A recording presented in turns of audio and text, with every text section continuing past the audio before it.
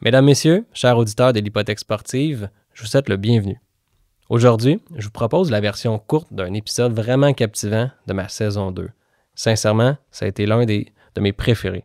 On parle d'optimisation financière pour les familles, de stratégies concrètes pour tirer le maximum de votre situation fiscale et même de ce que Charles appelle joliment le paradis fiscal des familles. Clin d'œil aussi à Pierre-Yves McSween avec son livre Liberté 45. C'est un des chapitres justement dans le livre. Dans cet épisode, j'ai eu le plaisir d'accueillir Charles Messier, planificateur financier passionné qui accompagne les familles à travers des stratégies personnalisées pour améliorer leur situation financière. Charles, c'est aussi un ami personnel. J'étais à son mariage il y a un petit peu plus d'1 an, donc c'est quelqu'un de proche et on s'appelle souvent pour justement parler de la vie, des défis, des réussites.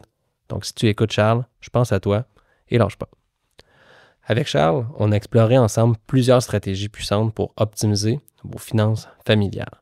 Et sincèrement, si vous n'avez pas encore d'enfants, c'est très bon pour vous parce que justement, quand le bon moment va venir justement pour vous pour avoir une famille, vous allez savoir déjà qu'est-ce que vous pouvez appliquer pour optimiser vos finances.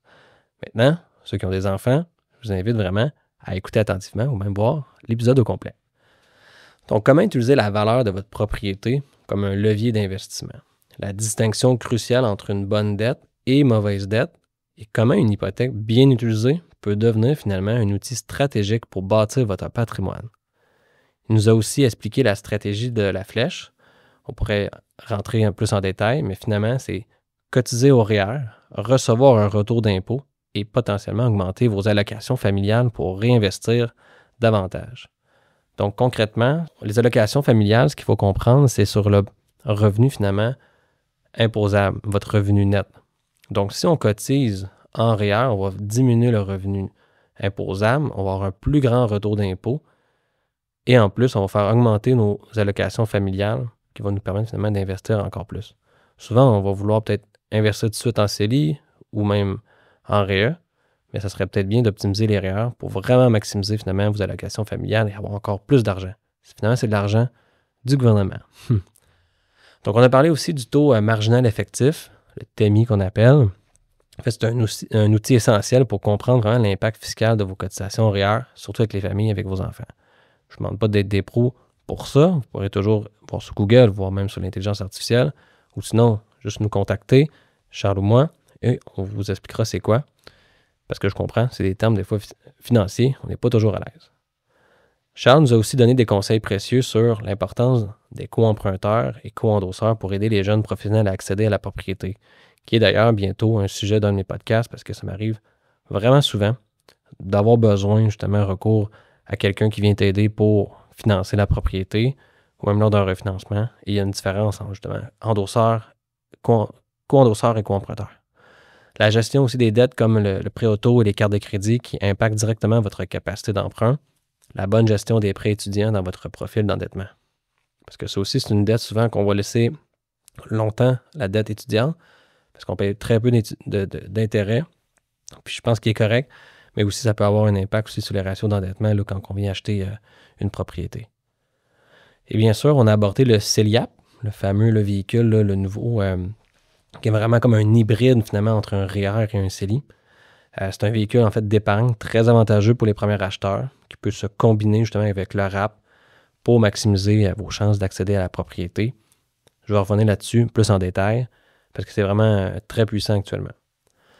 On a aussi parlé des stratégies spécifiques pour les travailleurs autonomes, comme l'utilisation des revenus d'entreprise pour rembourser l'hypothèque plus rapidement et déduire les intérêts de la marge de crédit. Bien, ici, je fais référence en fait à la mise à bord de l'argent, la MAPA. Si vous allez sur mon site, vous allez comprendre que je suis justement accrédité en la MAPA. J'ai beaucoup de clients justement qui viennent me voir. Donc, il vous suffit en fait d'avoir une seule propriété locative aussi ou être travailleur autonome pour pouvoir l'appliquer, qui est à la base d'un concept fiscal là, qui a été fait pour les travailleurs autonomes. Mais finalement, avoir un immeuble, c'est gérer une business à votre nom personnel, bien sûr. Donc, j'ai justement des petites capsules là-dessus sur mon podcast. Je vais sûrement en refaire un nouveau parce que c'est vraiment là, très pertinent finalement que tous les gens sache cette belle stratégie-là. Et j'insiste là-dessus, comme Charles a rappelé, il est essentiel de s'entourer des bons professionnels. Planificateur financier, courtier hypothécaire, fiscaliste, notaire, courtier immobilier. En fait, pour bâtir des stratégies solides et adaptées en fait, à votre réalité. Enfin, on a terminé sur une belle note, l'importance de l'équilibre de vie et de la santé mentale. Effectivement, c'est des thèmes qui résonnent profondément avec moi, et aussi qu'est-ce que j'essaie de partager avec l'hypothèque sportive.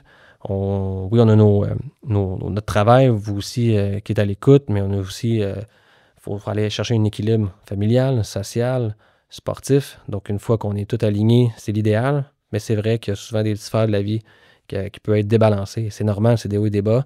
Donc, ici, c'est des choses justement pour vous inspirer et gênez-vous pas à vous entourer des bonnes personnes. On est là, on peut vous écouter. Donc, si vous voulez écouter l'épisode complet et découvrir encore toutes les petites subtilités là, de ces stratégies familiales avec Charles Messier, je vous invite à nous retrouver sur Spotify, YouTube, ou aussi sur notre site Internet. On va vous aider là-dessus pour le rejoindre, pour me rejoindre pour en parler. Vous pouvez aussi aller commander le fameux livre de Pierre-Yves McSween, Liberté 45. Ça se lit très bien. Vous pouvez aller sur le chapitre justement des paradis fiscaux des familles. Puis, je vous souhaite une belle lecture. Voilà, donc merci beaucoup d'avoir été à l'écoute de l'hypothèque sportive. Je vous rappelle que ce podcast est là pour vous inspirer, vous outiller et vous aider à avancer dans vos finances comme dans votre vie personnelle. Chaque petit pas compte, chaque effort vous rapproche de vos objectifs. Prenez soin de vous, continuez à progresser et surtout, restez curieux. Je suis Dominique Gontier, courtier hypothécaire et président de Bonsaï Services Financiers, votre cabinet indépendant spécialisé en hypothèque, assurance, financement multirésidentiel et gestion privée. Au plaisir de vous retrouver très bientôt pour une nouvelle capsule inspirante. Merci beaucoup. Ciao.